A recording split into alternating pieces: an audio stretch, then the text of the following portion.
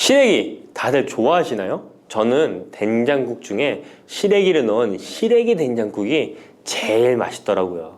겨울철에 자주 먹는 음식 재료인 시래기는 예로부터 한국인의 밥상에 올라온 식재료라 매우 친숙하죠. 시래기는 주로 무청이나 배춧잎을 말려서 만든 것으로 과거 우리나라가 가난하던 시절 겨울철 채소로 밥상에 중요한 역할을 해왔을 뿐만 아니라 지금은 특유의 향과 식감으로 꾸준히 많은 사랑을 받고 있는데요. 시래기는 맛뿐만 아니라 몸에 좋은 성분까지 가득한 건강식품이라는 것 알고 계셨나요? 시래기의 놀라운 영양 성분과 효능 알려드릴게요. 첫 번째, 시래기의 효능은 바로 뼈 건강에 매우 좋다는 것입니다. 시래기와 뼈 건강 잘 연관지어지지 않는데요. 시래기에는 100g당 칼륨 함유량이 우유의 3배나 된다는 사실 놀랍지 않나요? 이렇게 시래기에는 칼슘이 풍부하게 들어있어서 뼈를 튼튼하게 유지하는 데 도움을 주는데요. 뼈 건강에 칼슘이 좋은 역할을 한다는 것은 다들 아시죠? 시래기는 칼슘뿐만 아니라 뼈 건강에 필수적인 비타민 D와 비타민 K도 함유되어 있어요. 비타민 D는 뼈의 칼슘 합성을 도와주고 비타민 K는 뼈의 형성과 유지에 중요한 역할을 해주는데요. 비타민 K는 오스테오칼신이라는 단백질의 생성을 촉진하여 뼈의 형성을 돕고 뼈의 분해를 억제하여 뼈 손실을 예방하는 효과가 있는 거죠. 그래서 시래기를 꾸준히 섭취하면 칼슘과 함께 다양한 미네랄들이 뼈에 좋은 영향을 미쳐 건강한 뼈를 유지하는 데 효과적입니다. 시래기를 잘 익혀서 먹으면 더 흡수율도 좋아지는데요. 이는 뼈 건강에 아주 중요한 부분이라고 할 수 있습니다. 특히 중년과 노년층에서는 뼈 밀도가 낮아져 골다공증이나 골절 위험이 높아지기 때문에 칼슘을 충분히 섭취하는 것이 중요합니다. 두 번째, 시래기는 장 건강에 좋은 영향을 미칩니다. 시래기는 식이섬유가 매우 풍부한 식품인 거 다들 아시죠? 시래기는 무청을 말린 것인데요. 그늘에 말리기만 했을 뿐인데 식이섬유가 무청의 4배 정도 된다는 사실 참 신기하죠? 시래기에 함유된 식이섬유는 장 내에서 물과 함께 팽창하여 변을 부드럽게 만들어주어 장 운동을 원활하게 도와주는데요. 이러한 작용은 장의 연동 운동을 촉진시키고 변비 예방에도 장 건강을 유지하는 데 효과적입니다. 또한 시래기는 장내 유익한 세균에게 영양을 공급하는 역할도 하는데요. 장내 유익한 세균은 시래기의 식이섬유를 먹고 번식하며 또 장에 좋은 유익균들이 자랄 수 있는 환경을 만들어주고 이는 장내 세균의 다양성과 균형을 유지하는 데 도움을 줍니다. 유익균들이 장 건강에 중요한 역할을 하기에 시래기를 섭취함으로써 장의 환경을 개선할 수 있답니다. 이뿐만 아니라 시래기에는 항염증 작용을 하는 폴라보노이드와 폴리페놀 등의 식물 화합물이 함유되어 있는데요. 이러한 식물성 화합물은 체내의 염증을 억제하고 장내 염증을 감소시키는 데 도움을 줄 수 있습니다. 시래기는 장을 건강하게 유지하고 장에서 발생할 수 있는 다양한 질병을 예방하는 데 도움이 될 수 있죠. 장 건강을 생각한다면 이제부터 시래기 꼭 섭취해야겠죠? 시래기의 놀라운 효능 세 번째는 간 해독 능력입니다. 시래기에는 항산화 작용을 하는 비타민 C와 베타카로틴이 들어있어 간 건강에 매우 좋다는 것 알고 계셨나요? 비타민 C는 보통 과일에 많이 함유되어 있다고 생각하실 텐데요. 시래기에도 비타민 C가 풍부하게 함유되어 있습니다. 시래기에 함유되어 있는 비타민 C는 강력한 항산화 작용을 가지고 있어 체내에 유해한 자유 라디칼을 중화시키고 특히 간은 우리 몸의 해독기관으로 해독작용을 잘하려면 항산화 물질이 필요한데 시래기를 섭취하면 이 항산화 성분들이 간의 해독작용을 돕고 간 기능을 강화하는 데 효과를 볼 수 있습니다. 또한 시래기에는 미네랄인 칼륨과 마그네슘도 풍부하게 함유되어 있어 이러한 미네랄은 간 기능을 지원하고 체내 독소를 제거하는 데 도움을 줄 수 있습니다. 간은 알코올이나 지방, 환경적인 유해 물질을 처리하는 중요한 역할을 하기에 시래기를 자주 섭취하는 것이 간 건강에 큰 도움이 될 수 있다는 것 꼭 기억해 주세요. 네 번째 시래기의 효능은 바로 혈관 건강에 좋은 것입니다. 시래기에는 다양한 영양소가 들어있는데 특히 혈압을 안정시키는 데 도움을 줄 수 있는 칼륨이 많이 들어있습니다. 칼륨은 나트륨을 체외로 배출시키는 역할을 하여 혈압을 조절하는 데 도움을 주고, 또한 시래기에는 비타민 K도 포함되어 있는데요. 비타민 K는 혈액 응고를 조절하고 혈관을 건강하게 유지하는 데 중요한 역할을 합니다. 고혈압은 혈관 건강에 해로운 영향을 미칠 수 있으므로 칼륨이 풍부한 시래기를 섭취하면 혈압을 조절하여 혈관 건강을 유지할 수 있습니다. 국립농업과학원에서 시래기를 가지고 연구를 진행했는데요. 시래기를 5주 동안 꾸준하게 섭취한 실험쥐군들의 혈압이 일반 대조군 쥐들에 비해 혈압이 23% 유의미하게 감소했다는 결과입니다. 특히 혈압을 걱정하시는 노년분들은 시래기를 꾸준히 섭취하면 혈관 건강을 지키고 고혈압이나 동맥경화 같은 질병을 예방하는데 도움을 줄 수 있겠죠? 몸에 좋은 시래기, 이것 까먹으면 찰떡궁합인 거 아시나요? 시래기와 함께 먹으면 좋은 음식들 바로 알려드릴게요. 시래기와 잘 어울리는 음식 첫 번째는 두부입니다. 시래기와 두부는 아주 잘 어울리는데요. 두부는 식물성 단백질이 풍부하고 식이섬유, 비타민, 미네랄 등 다양한 영양소가 풍부한 시래기와 함께 먹으면 서로 보완되는 환상의 조합이죠. 두부의 부드러운 맛과 시래기의 아삭한 식감이 조화를 이루어 맛있고 건강한 한 끼를 완성할 수 있습니다. 시래기와 두부는 모두 뼈 건강에 좋고 단백질과 칼슘을 동시에 섭취할 수 있어 노년층에게 특히 좋은 조합이라고 할 수 있는데요. 된장국을 끓이실 때 두부와 시래기를 넣어 조리하면 고소한 된장과 부드러운 두부, 그리고 시래기의 식이섬유가 서로 조화를 이루면서 소화도 잘 되고 영양도 풍부하답니다. 다른 조리 방법으로는 시래기 두부찜도 있는데요. 시래기와 두부를 함께 찜통에 넣어 찐 후에 간장, 다진 마늘과 파, 참기름 등의 양념을 넣어 시래기에 잘 묻힌 뒤 양념된 시래기를 쪄둔 두부에 돌돌 말아주는 건데요. 이렇게 요리해 드시면 부드럽고 고소한 맛이 일품이랍니다. 두 번째, 시래기와 어울리는 환상의 궁합 음식은 바로 버섯입니다. 버섯은 저칼로리이면서도 식이섬유, 미네랄이 풍부한데요. 또한 항산화 물질도 많아 면역력 강화에 매우 좋고 다이어트와 건강에 좋은 음식이죠. 버섯에는 비타민 D가 풍부해 뼈 건강에 좋고 항암 효과도 있다고 알려져 있고, 버섯 또한 칼륨이 함유되어 있어 혈압을 조절하는 데 도움을 줍니다. 시래기와 버섯을 함께 조리하면 서로의 영양이 보완되고 잘 결합되어 더욱 건강한 요리를 만들 수 있습니다. 시래기와 버섯을 함께 넣고 찌개나 국을 만들면 시래기의 깊은 맛과 버섯의 향긋하고 고소한 맛이 어우러져 맛도 좋고 영양도 가득한 한 끼가 되죠. 제가 추천하는 요리법은 시래기와 버섯을 밥에 함께 밥을 짓는 것인데요. 이렇게 밥을 짓게 되면 조리도 간편하면서 고소한 맛과 식감이 어우러진 시래기 버섯밥이 완성된답니다. 꼭 한번 드셔보세요. 세 번째, 시래기와 된장은 궁합이 잘 맞습니다. 많은 분들이 시래기 하면 된장국이 먼저 떠오르죠. 시래기 된장국은 많은 분들이 좋아하는 국이죠. 된장국에 들어가는 된장은 콩을 발효시켜 만든 전통적인 한국 발효식품으로 장 건강에 매우 좋은 음식인 거 다 아실 거예요. 된장은 유산균이 풍부하여 장에 좋은 영향을 미치고 풍부한 단백질과 다양한 아미노산을 함유하고 있는데요. 시래기와 함께 먹으면 장 건강을 더욱 향상시킬 수 있습니다. 시래기는 부드럽고 고소한 맛을 가지고 있어 된장과 함께 조리하면 된장의 구수한 맛과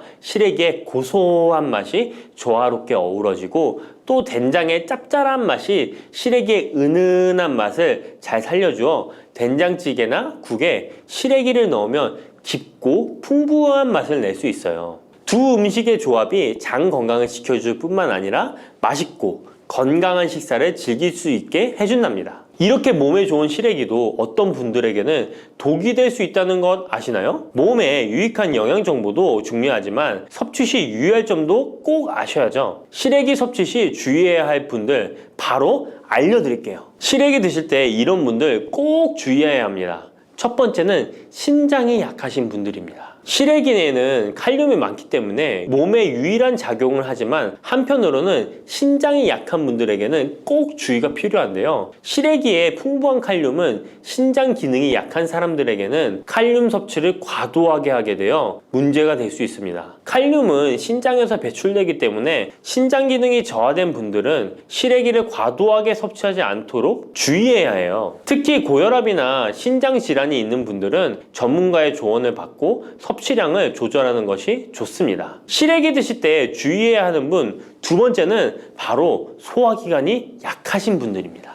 시래기는 식이섬유가 풍부한 식품으로 이 역시 몸이 건강한 분들에게는 유익한 성분이지만 소화기관이 약해지신 분들이 과도하게 섭취하게 될 경우 위장에 부담을 줄 수 있어요. 특히 장이 민감한 분들은 식이섬유가 장을 과하게 자극하고 불편하지 않게 하기 위해서 과식하지 않도록 주의하는 것이 좋습니다. 너무 많은 양을 먹으면 배가 불편하거나 소화불량을 일으킬 수 있기 때문에 적당히 섭취하는 것이 중요하다는 것 꼭 유의해 주세요. 50대 이후에 근육이 많이 빠졌다면 이것을 드시면 됩니다. 요새 들어 몸이 예전 같지 않다고 느끼시는 분들 계신가요? 만약 그런 분들이 계신다면 몸에 단백질이 부족한 것을 의심해 볼 수도 있습니다. 나이가 들면서 왜 단백질 섭취가 중요한지 그리고 그에 따른 여러 가지 사실들을 알아보려고 하는데요. 나이 들수록 단백질이 더 중요하다는 말을 들어보신 분들도 많이 있을 거예요. 우리 몸의 필수 영양소라는 단백질, 이 단백질 섭취가 중요한 이유 5가지를 알려드릴게요. 첫 번째는 근감소증 예방입니다. 나이가 들면 근육량이 자연스럽게 줄어들게 되는데요. 이를 근감소증이라고 합니다. 근감소증은 근육이 빠르게 줄어드는 질환으로 단백질은 근육을 구성하는 주요 성분인데요. 단백질을 충분히 섭취하지 않으면 근육량이 급격히 줄어들게 되고 이렇게 되면 근력도 같이 약화되며 근감소증을 유발할 수 있습니다. 단백질이 부족하게 되면 그 진행이 훨씬 더 빨라질 수 있는데요. 근육이 줄어들게 되면 일상생활을 하기 어려워지고 이렇게 되면 근육이 더 감소하게 되는 악순환이 생길 수 있습니다. 단백질 섭취와 운동을 병행하는 게 가장 좋겠죠? 단백질이 중요한 이유 2번째는 면역력 증가입니다. 단백질과 면역력이 연관이 있다고 하시며 의아해 하시는 분들이 있으시죠? 단백질은 우리 몸속의 세포 그리고 장기뿐만 아니라 수많은 호르몬을 구성하는 중요 요소입니다. 또 단백질은 면역 시스템에서 중요한 역할을 하는 항체와 효소를 생산하는데 백혈구라고 많이 들어보셨죠? 이 백혈구는 감염을 인식하고 싸우는 주요 면역 세포인데요. 이 백혈구가 주로 단백질을 사용하여 병원균을 인식하고 항체를 만들어 병원균을 물리치는데 중요한 역할을 합니다. 또한 우리 몸의 중요한 면역 세포도